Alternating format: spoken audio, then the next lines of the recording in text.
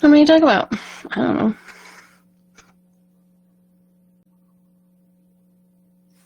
We're live. Hello, friends. Thank you for being here. Happy Tuesday. It is Tuesday again, somehow. Big happenings this week was Wicked. Obviously, everybody's talking about it. I posted about it last week and making another post about it later today about like diving into music theory a little bit because I am a songwriting coach as well. So it's fun to talk about that stuff as well as just the vocals because everybody and their mom is talking about how the vocals are happening right now. But I did make a video last week about mixed belts. So if you're curious about how to make defying gravity happen for yourself, then go check that out because it's badass. And they're both badass in that movie, and they are incredibly professional singers. So the main point of that video was like, number one, don't compare yourself to those incredible, talented, very trained professional singers. So if you can't hit those notes exactly like Cynthia Erivo, don't get down on yourself, okay? It's very important to be gentle with yourself as you are practicing these songs that sound amazing and that are really difficult songs. We have to give ourselves lots of grace. So keep that in mind. Please don't get frustrated with yourself because you can't sing exactly like those professional singers. Let's bring a little acceptance in the good way to ourselves this holiday season, shall we? Hey, very welcome. Thanks for being here. So I'm here as I am most Tuesdays to answer your questions. If you have any questions, feel free to pop them in the chat. If you've been working on something and you've hit a wall and you need a little boost, a little help, a little feedback, a little, just answering your questions or just somebody to vent to, I'm here for it. All of this is part of being a singer. So, but while you're typing those in, I just want to say thank you for everybody for being here, for being a part of this community. If you have been here for a while and you haven't gotten the opportunity to work with me, things are coming for you that will be hopefully very accessible for you. In January, I'm planning on opening the doors to Vocal Magic in a new and different way. So it will be a little more accessible for a lot of people and a little less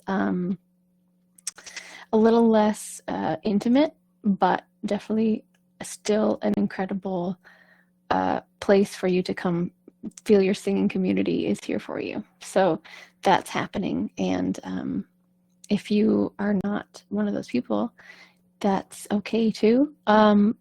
Before tomorrow at midnight, I have my 3 favorite premium workshops that I give recorded, and they're up in the place where you know it's going to be for half off until tomorrow at midnight. So if you have not experienced those, if you've never been in my world before, that's a great place to start because, as usual, I'm talking about singing not just from a technical perspective, but from a mental perspective, a nervous system perspective, and a trauma-informed perspective. So make sure that you go get those for half off because after tomorrow, Wednesday at midnight, they will go back up to full price.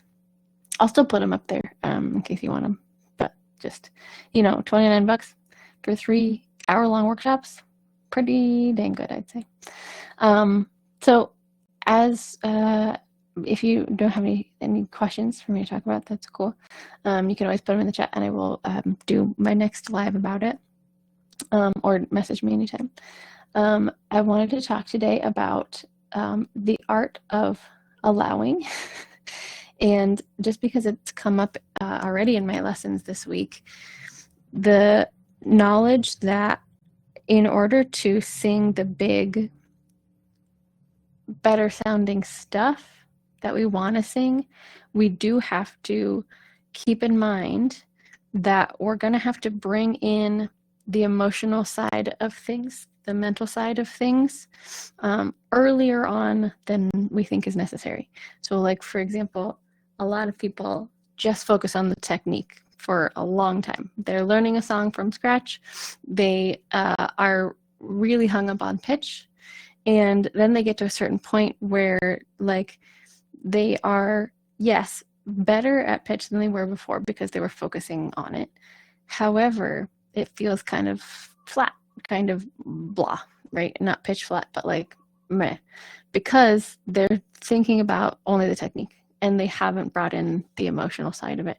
So my favorite thing to do is start bringing the emotional side of it in earlier, even if it scares you and you feel like you're going to lose control of the pitch and the exact skill a little bit, because this is how we train our nervous system to be able to hold two different things at the same time, to be able to be a multifaceted singer and to be a resilient singer.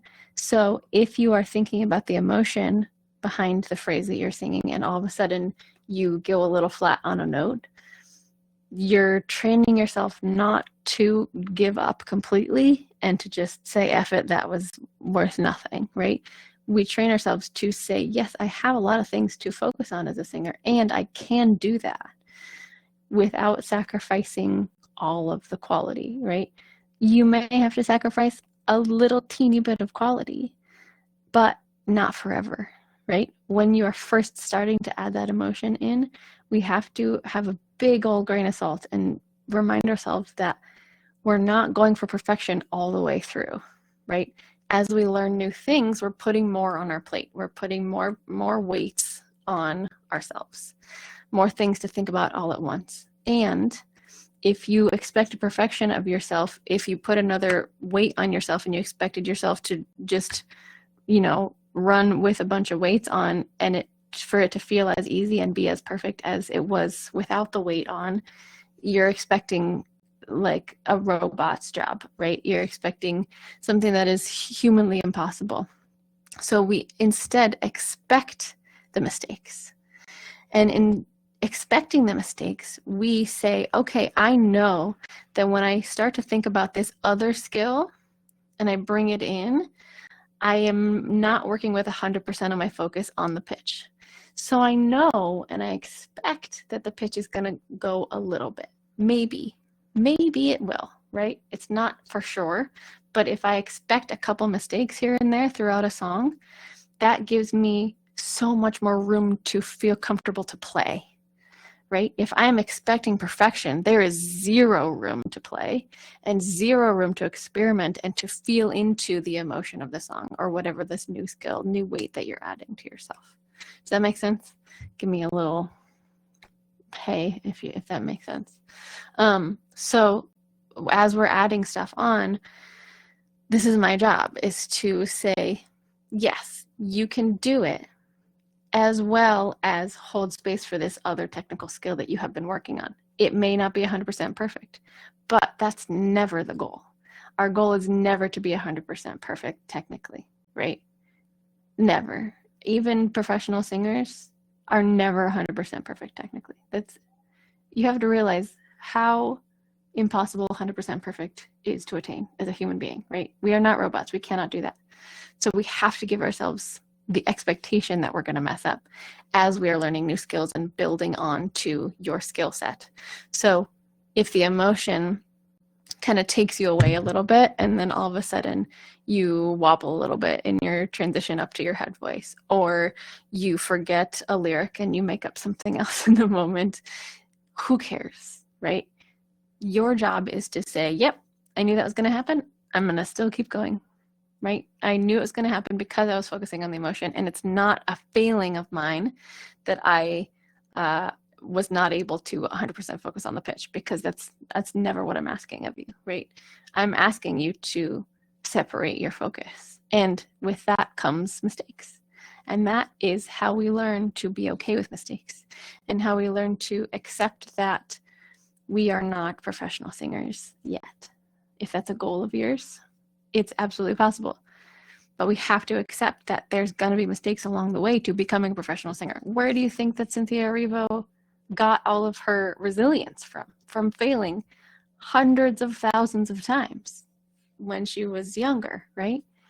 And I guarantee you that the movie took many, many takes for her to get that exactly the way they did it, maybe less than your normal amateur person, sure, because she's really, really good. However, we have to be okay with accepting that our quality is going to go a little bit, as we add on more and more things. But the way to learn and the way to become a more resilient singer is not to say, I have to be perfect in every step along the way. Even when you add more to my plate, I have to be perfect, otherwise I suck. That's not helpful. Hear what I mean? So expecting perfection is deterring you from actually getting better. I know you know this. I know you know this, but this is a thing that we have to remind ourselves, and I have to remind you, and I have to remind myself all the time. Absolutely. We gotten too comfortable with edited vocals, and we forget the finished product we hear is after many, many edits. Yeah, as a person who records and edits my own vocals, hours and hours of work go into a clean vocal take. So many takes, and so many sifting through to find the right one, and then editing little tweaks and tuning some notes. Yes, we all tune our vocals. Every single person in pop music who is not performing live tunes their vocals. I promise you. It's not a failing. So this is an important thing.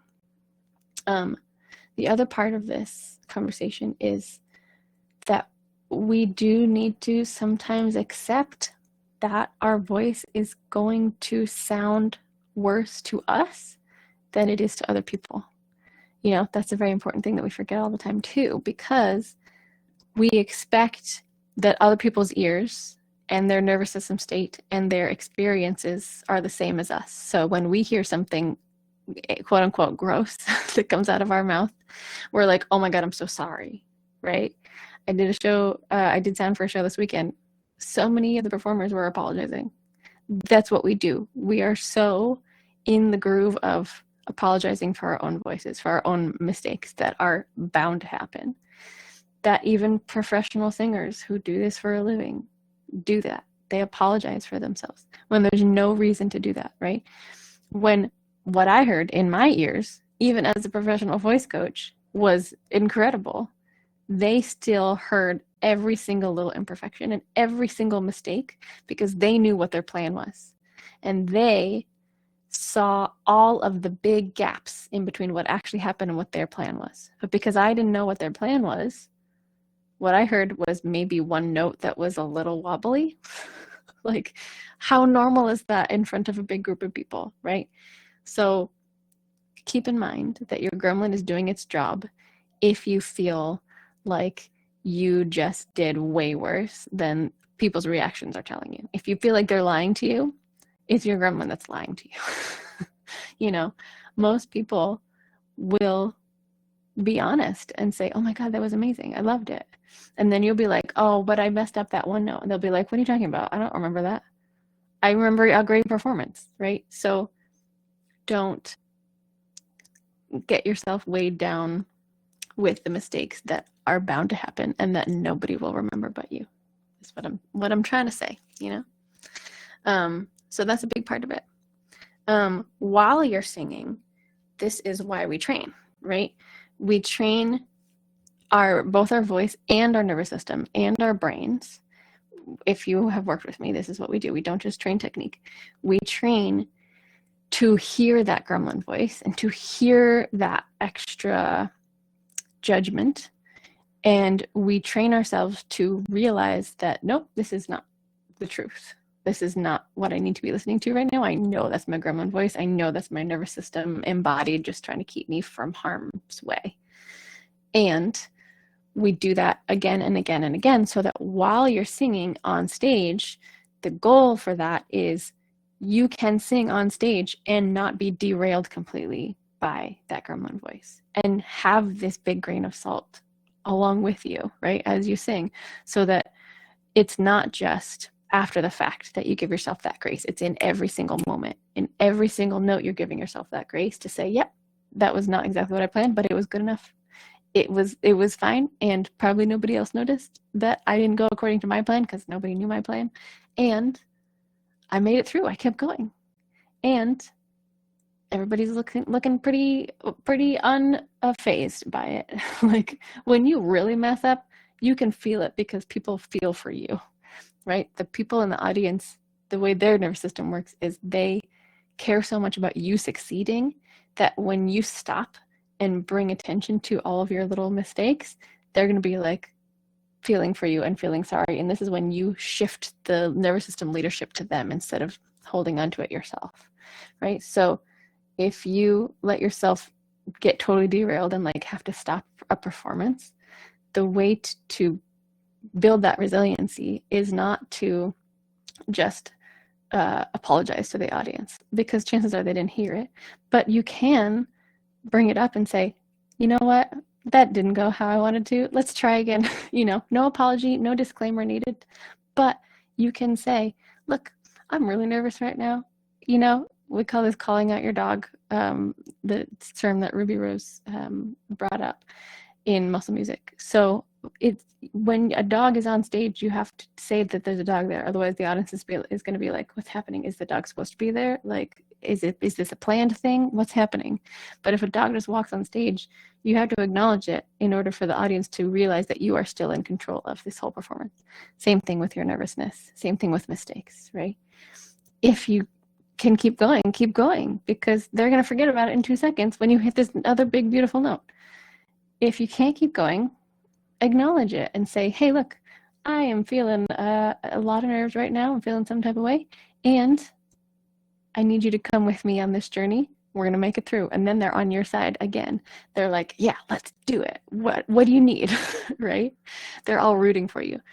That's one thing I've discovered as a performer is the audience is almost never glaring at you and judging you for your mistakes the way you think they are, the way your gremlin thinks they are. They're all there for you. They're all on your side. I guarantee. Eartha Kitt is a perfect example of unique and natural vocals, mistakes and all. Exactly. Like listen to any music that was recorded before the 80s and 90s, right? Like all of that music was live. There's no vocal tuning back in those days. So you can get a lot of inspiration from those people, like Eartha Kitt, Aretha Franklin, like any movie soundtrack that was recorded back then. It's not perfectly tuned, and it was regarded as the most amazing thing, right? These stars of music back then were imperfect, and they had mistakes in every single song they performed, and every single live performance they had mistakes, I guarantee you.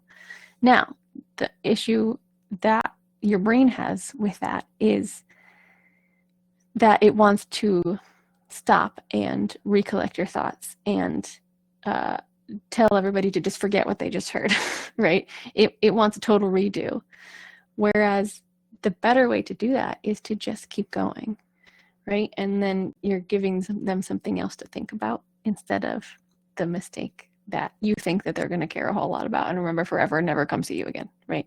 So we all have to take everything with a big old grain of salt and put yourself in the audience's shoes. Like, have you ever seen one of your favorite artists and then they messed up or they forgot a word or something, or they hit what was a weird sounding-ish note? Did you stand up and storm out of the theater? No. They kept going, and you said, you know what? I love that. They're human. So why can't you do it as well, right? So when you're singing, when you're practicing, and when you're performing in front of people, we have to practice this forgiveness in every single moment, every single note, every single phrase. Whatever happens, you have a plan, but sometimes things don't go according to plan, as you probably well know. When that happens, it's so much less pressure to just keep going and say, yep, that happened. Cool. We're on to the next line now, right? There's so much more pressure in stopping and starting over and then having to do it perfectly. Why would you do that to yourself? Like it's so much work, so much pressure. It's giving your anxiety brain something more to have to do right and perfect. When we all know, as we talked about, mistakes are going to happen as you're asking yourself and your brain to think about your technique, your pitch, your breath support, your words, your emotion, the story behind it, the other person you're talking to. As you're asking your brain to think about all those things compounded, there's gonna be some focus that's lost from some of those pieces. And we have to start accepting and expecting mistakes and imperfections in order to build that resilience. You know, because if you expect perfection, the minute you make a mistake, which was 100% going to happen, you then put the weight on yourself and you say, I suck and I did that wrong and I can't do this anymore. You know, this is why so many people give up before they even perform. This is why so many people perform once and they're like, oh my God, that was so terrifying. I'm never doing that again. Guess what? You didn't give yourself and your nervous system chance to train in the casualness, the comfortability, the getting used to it factor. You didn't give yourself that time. So this is why we do vocal training. We sing every day. We perform as much as we can. We do a 60-day challenge in which we share our voice every single day so that it becomes way less scary when you do it and you do make mistakes. Because you're posting your mistakes every day. What you see as mistakes, what probably one or two other people might see as a slight wobble, you're seeing as this big glaring mistake. But if you get used to that and you start sharing that every single day, all of a sudden your nervous system doesn't see it as this big, huge, scary monster to slay anymore, right? So this is a thing that I need you to think about. So work your resilience practice into your singing practice as often as humanly possible. And that means give yourself something else to think about. Like, make it a game with yourself. Okay, can I add one more thing on my plate? Just right now. So I've been thinking about the pitch, right, of these couple notes. I'm overthinking it right now. Cool. What if I give myself the emotion to think about in this moment? It feels counterintuitive, right? But actually, it can take the pressure off of the pitch because you're not able to 100% focus on it, right? So if you're adding this other piece of the puzzle in, it can actually relieve the pressure of having to be exactly on pitch all the time because you're thinking about how to bring the emotion into the song at the same time. And now all of a sudden, there's no need to get an A. You know, there's no need to be perfect. There's no need to have an exactly technically perfect performance because you gave yourself something else to focus on. So if you mess up a little bit on the other side, it's only because you were putting your focus on the other side, right? It's not because you're a failure anymore. So however you need to mind game yourself into thinking about it, do it. But make sure you are giving yourself at least the awareness of what your gremlin voice can do to derail you, and then try something else. Try saying, oh, I expect 3 mistakes to happen today, right? That's just, is it going to happen? And I'm going to look out for them. It's like playing I Spy, you know, in the car. Oh, there's a mistake. Oh, yeah, knew that was going to happen. Where's the second one? Oh, there it is. Okay, cool. Where's my third? Okay, there you go. Now I can die happy, right? I succeeded in my mistake making so that the pressure is now, instead of needing to be perfect, you succeeded in what you knew was meant to happen. And you probably gave a more relaxed and emotionally driven performance than if you just got up there and thought about singing those pitches exactly as they need to be. You agree? I'm so glad you like it. I'm glad it makes sense. This was something that took me a long time to get as a perfectionist, anxious person. It took me a long time to hack my brain into letting go of needing to be perfect every time I sang. Even just for myself, even just rehearsing with nobody else hearing me. Like, it takes practice, just like the pitch practice takes practice, just like warm-ups take practice every day. Learning to be yourself and learning to expect imperfection and to love that imperfection, that takes time. And the more you can make that your practice, the better you will feel as a singer in a shorter amount of time. I promise you.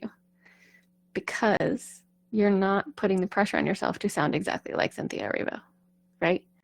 You're not putting yourself down the moment you wobble on a mixed note, right? You're not putting yourself down the moment you pronounce a word weird, you know, like just try again.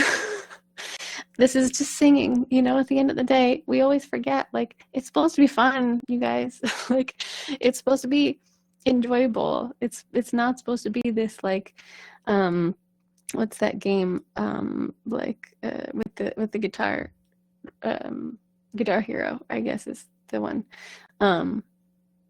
You're not needing to get the notes exactly every time to get more points or whatever. You're just singing for fun. You're enjoying yourself. You pick a song because you love the song, and then you sing it to express yourself and how you feel and how it makes you feel and how you want other people to feel when you sing that. You want to share your own self. Exactly. The humanity adds to the performance. I don't love a lot of singers that are technically perfect all the time, right? My favorite singers are the ones who will dive into a song head first, and whatever the hell happens. They perform live and they mess up a word and they'll own it. They'll be like, you know what? Never liked that word anyway. Let's keep going. So yeah, that's why we like stuff. We see ourselves in it. That's the whole idea behind art in the first place, to see ourselves in it, right? Somebody posted the other day, like, we don't like art we don't watch art, we don't watch performers to watch them. We watch art, we listen to music to see ourselves. That's, as weird as that sounds, we are very selfish beings. Hi, Emily. Yeah, so we're not, the audience in your case, wherever that is, even if it's one person, is not watching you perform to watch you perform, unless they're like your mom or whatever.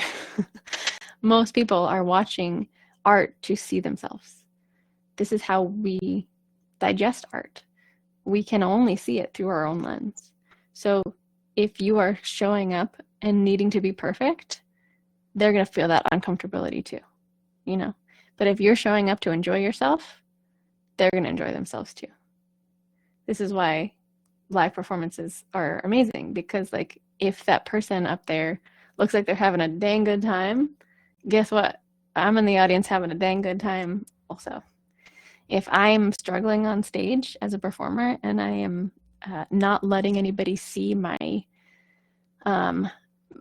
fear, I am trying to hide it. I am, just like lying to myself that I need to be perfect and I have to just start over and redo it. And the audience is going to feel that nervousness. The audience is going to feel that like jittery energy, and they're not going to be having a good time, right? We look up on stage and we see somebody else who is human, and we mirror them.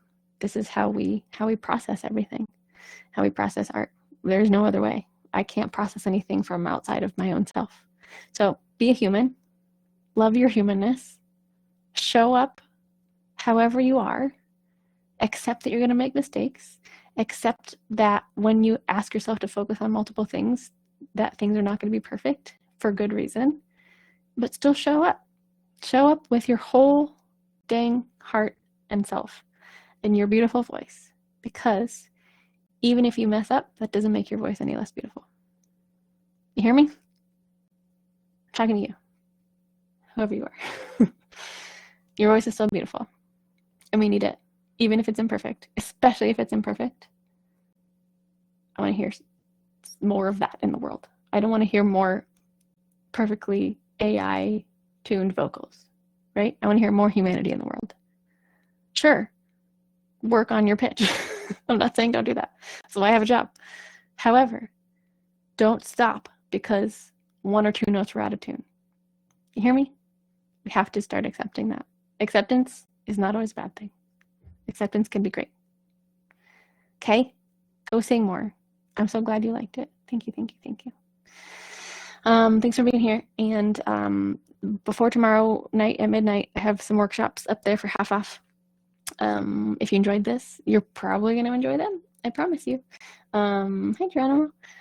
So yeah, go get those. Watch this back if you're just coming in at the end, because I'm about to sign off. But this was a really good one. This is a really important talk. Highly recommend it for any performers out there. Learning how to integrate and accept all the possibilities of what might happen, good or bad. But yeah, we got workshops up there. you can get them for half off until tomorrow Wednesday at midnight. And I love y'all. And if you're wanting to work with me in the new year, watch out for January, because the doors are going to be opening for the new and improved vocal magic. And I'm stoked. Yeah, any questions? I'm here for you in the meantime. Okay, have a lovely day. Goodbye. Boop, boop.